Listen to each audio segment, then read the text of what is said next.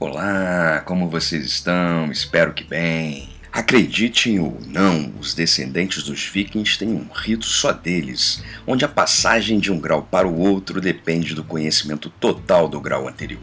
Ou seja, seus graus são verdadeiramente progressivos, bem diferente daquilo que conhecemos aqui no Brasil.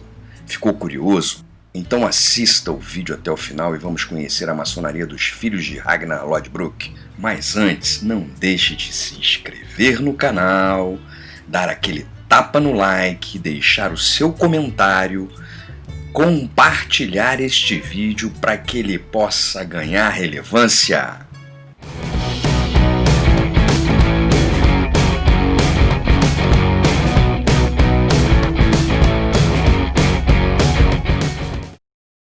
O rito sueco é uma variação dos ritos maçônicos. É explicitamente baseado no cristianismo, comum nos países escandinavos e, até certo ponto, em parte da Alemanha.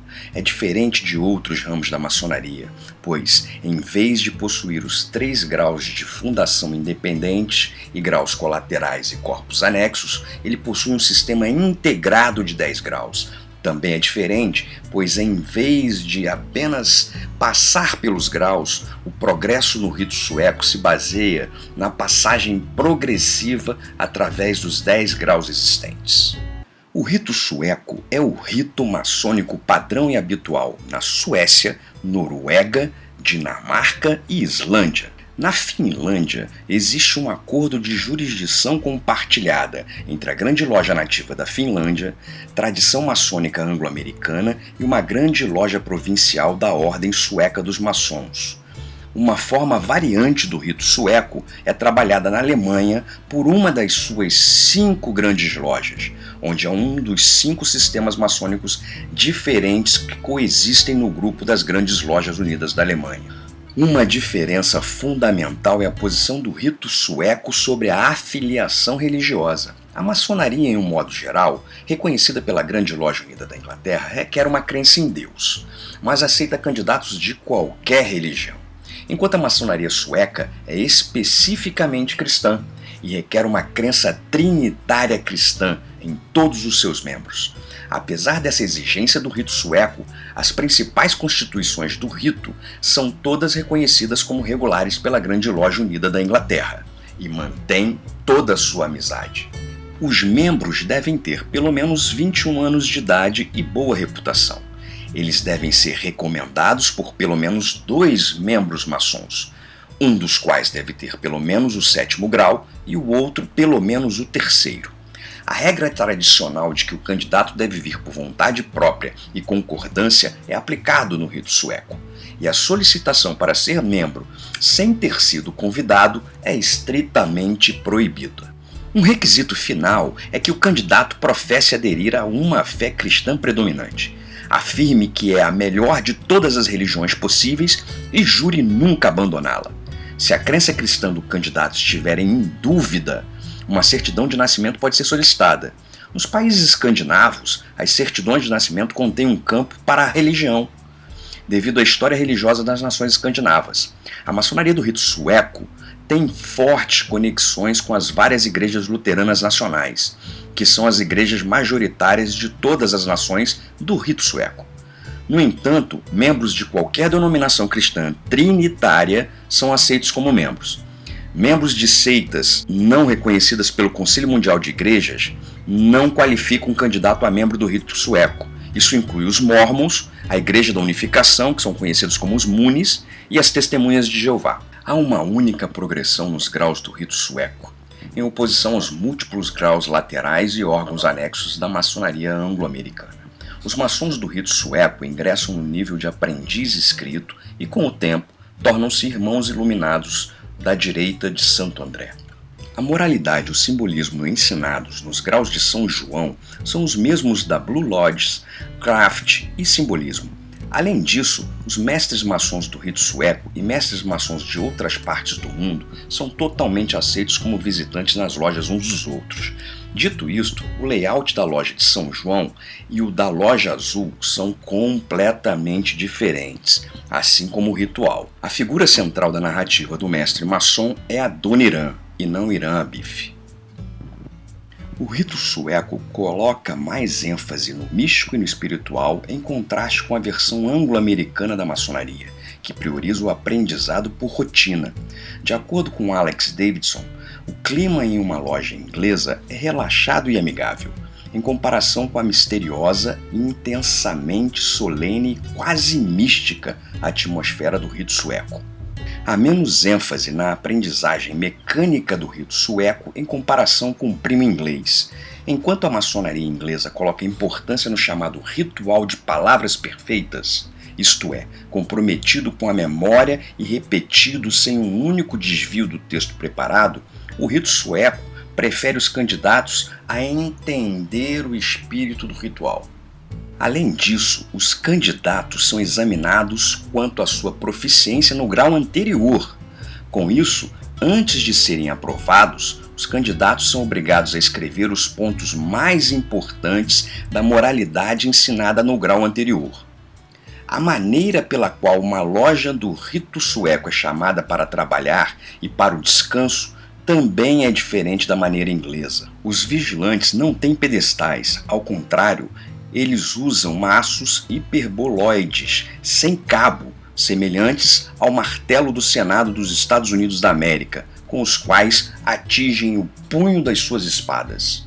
O rito sueco foi desenvolvido em Estocolmo durante a segunda metade do século XVIII e terminado em 1800 sob a liderança do Duque Karl, mais tarde Rei Carlos XIII da Suécia. As 4 grandes lojas chamadas de ordens, sendo conhecidas como Ordem Sueca de Maçons, Ordem Dinamarquesa de Maçons, Ordem Norueguesa de Maçons e a Ordem Islandesa de Maçons, todos organismos maçônicos soberanos que executam os mesmos rituais. Na Finlândia, há um grande capítulo que faz parte da Ordem Sueca de Maçons. É um sistema progressivo, contínuo e homogêneo em 10 graus alcançáveis, culminando no 11º grau. Cada grau leva ao próximo e cada grau resume o conteúdo dos graus anteriores. Para garantir que cada grau seja mantido separado e distinto, são usadas diferentes salas de loja, cada uma especialmente projetada para seu grau. Os maçons suecos podem, em casos raros, ser premiados com a Ordem de Carlos XIII. Esta é uma ordem real de cavalaria, equivalente a um cavaleiro, e dado apenas aos cavaleiros comandantes da Cruz Vermelha, 11º grau, a prazer do rei.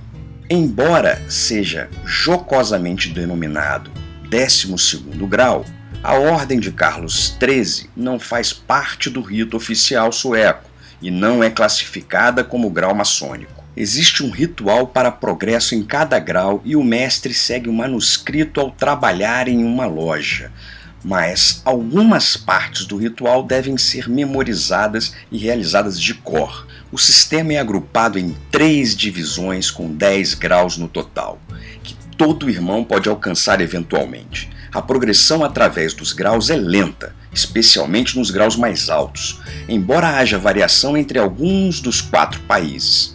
Um irmão normalmente alcançará o grau 10 após 12 a 20 anos, após sua entrada como aprendiz na loja de São João. O último grau, o 11º, chamado Cavaleiro e Comandante da Cruz Vermelha, é quase exclusivamente para oficiais da Grande Loja.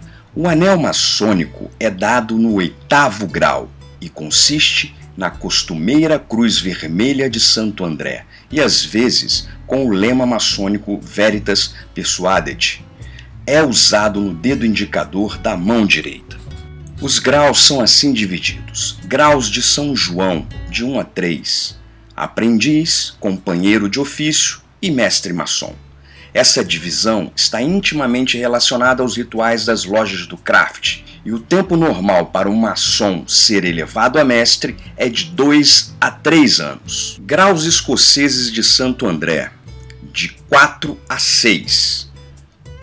Muito respeitável aprendiz de Santo André, companheiro de Santo André, ilustre mestre escocês de Santo André. Esta divisão está um pouco relacionada com os graus de mestre maçom da marca e réu arco, respectivamente, mas tem seus próprios rituais e salas de loja. Um maçom pode atingir o 6º grau em cerca de 4 a 6 anos. Graus capitulares, de 7 a 10. Muito ilustre irmão, muitíssimo ilustre irmão, iluminado irmão da loja de São João e muito iluminado irmão da loja de Santo André. E por final, o 11º grau, muitíssimo iluminado irmão, cavaleiro e comandante da Cruz Vermelha. No rito sueco, o maçom deve buscar seu desenvolvimento pessoal e praticar a amizade e a caridade. E o objetivo do rito é que o maçom, durante sua viagem pelos graus, supostamente cresça em seu próprio entendimento dos princípios básicos da religião e do cristianismo, que devem agregar valor à sua vida e desenvolver sua relação com seus irmãos. Dessa maneira, ele também deve crescer em sua compreensão e crenças em Deus. Ele é orientado para responder a seguinte pergunta: de onde eu venho? Qual é minha tarefa na vida? E para onde estou indo? E por hoje é isso aí. Se gostou, compartilha e favorita o vídeo. Até a próxima.